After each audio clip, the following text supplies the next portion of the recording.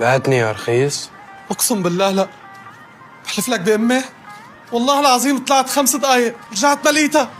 وحياة صوتك الراجف وعيونك الخايفة لقص كل ايد حدا تدخل بهالقصة الخسيسة اللي مثلك.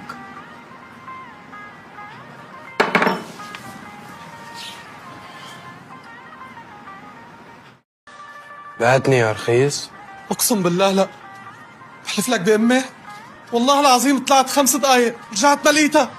وحياة صوتك الراجف وعيونك الخايفة لقص كل ايد حدا تدخل بهالقصة الخسيسة اللي مثلك.